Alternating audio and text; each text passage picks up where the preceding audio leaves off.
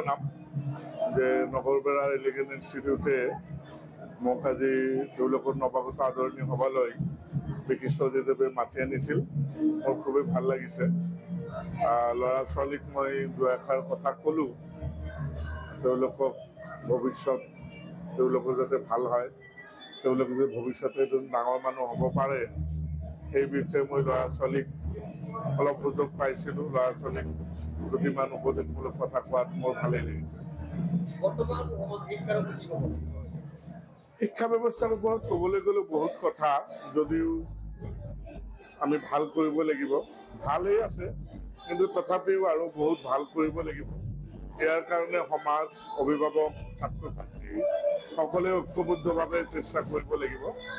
আমি দেখা পাইছোঁ যে আজিকালি অভিভাৱকসকলৰ লগত উদাসীন হৈ আছে। মই আজিৰ আপোনালোকৰ নিউজ চেনেলৰ যোগেদি মই অনুৰোধ জনাম, অভিভাৱকবিলাকে যাতে নিজৰ ল'ৰা ছোৱালীক পঢ়া শুনাৰ কাৰণে যথেষ্ট গুৰুত্ব দিয়ে, তেতিয়াহ'লে আমাৰ পঢ়াৰ পৰিৱেশ অধিক ভাল হ'ব। এইটো এটা বহুত কঠিনতকীয়া প্ৰশ্ন। তথাপি আমি বিচাৰিছোঁ আমাৰ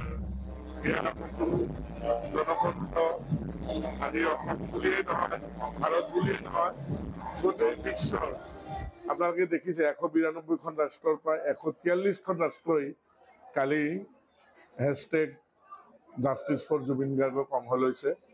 মোৰ দাবী থাকিব, চৰকাৰী শাসনযন্ত্ৰই যাতে আমাক ন্যায়টো দিয়ে, আমি ভাল পাম আৰু ন্যায় পাম বুলি মই আশাবাদী। এলিগেণ্ট ইনষ্টিটিউটৰ এইবাৰ আমি 8ম সংখ্যক নৱাগত আদৰণি সভা উদযাপন কৰি আছোঁ। আমি প্ৰত্যেক বছৰেই যিখিনি ষ্টুডেণ্ট ক্লাছ 9 আৰু 11ত এডমিশ্যন লয়, তেওঁলোকক আমি আমাৰ অনুষ্ঠানে আদৰি লওঁ। আৰু এইটো প্ৰগ্ৰামটো একচুৱেলি অৰ্গেনাইজ কৰে আমাৰ শিক্ষকসকলৰ লগতে ক্লাছ 10 আৰু 12ৰ ষ্টুডেণ্টখিনি। আমি নৱাগত অনুষ্ঠানত আমি যিখিনি অতিথি ইনভাইট কৰিছিলোঁ, তেওঁলোকে আহিছে, তেওঁলোকে ষ্টুডেণ্টক উদ্দেশ্যি ভাল মটিভেশ্যনেল স্পীচ দিছে। মই ভাবোঁ ষ্টুডেণ্টখিনি যথেষ্ট উপকৃত হ'ব। লগতে ষ্টুডেণ্টখিনি আমাৰ কালচাৰেল প্ৰগ্ৰামৰ কাৰণে ছিংগাৰ মাতিছে অদূৰ গুৱাহাটীৰ পৰা, ছিংগাৰখিনিও আহি পাইছে, এতিয়া কালচাৰেল প্ৰগ্ৰাম চলি আছে।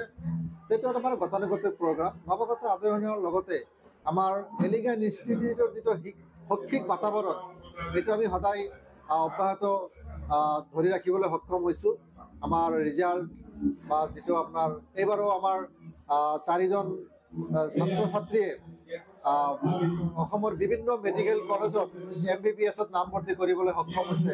তাৰে 2জন হ'ল বৰপেটা মেডিকেল কলেজ, এজন হ'ল কোকৰাঝাৰ মেডিকেল কলেজ আৰু এজনী ছোৱালী লখিমপুৰ মেডিকেল কলেজত এইবাৰ আমাৰ এলিগেণ্টৰ পৰা পাছ কৰি যোৱা ষ্টুডেণ্টে নামভৰ্তি কৰিবলৈ সক্ষম হৈছে। এইটো আমাৰ এলিগেণ্টৰ কাৰণে যথেষ্ট গৌৰৱৰ বিষয়।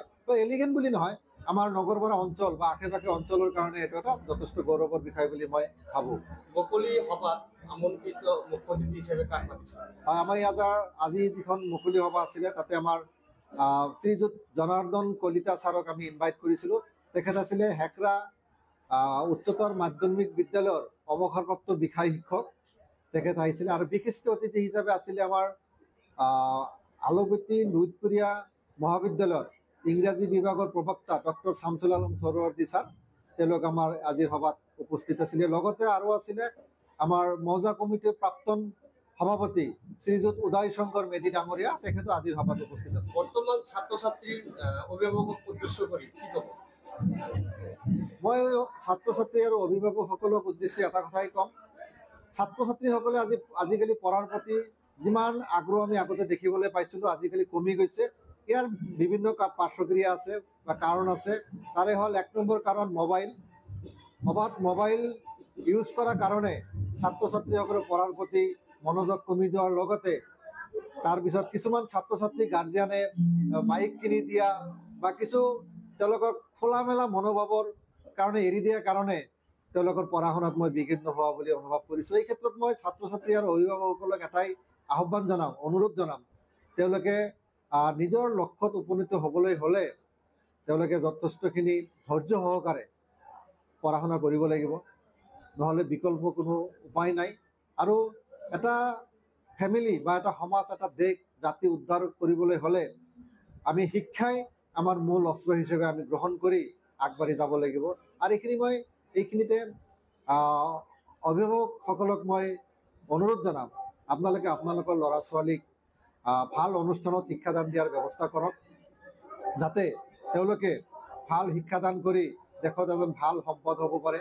আৰু আজিকালি ইংলিছ মিডিয়ামৰ চাহিদাটো দেখিবলৈ পোৱা গৈছে, কাৰণ কম্পিটিটিভ এক্সামবিলাক আজিকালি ইংলিছ মিডিয়ামত হয়।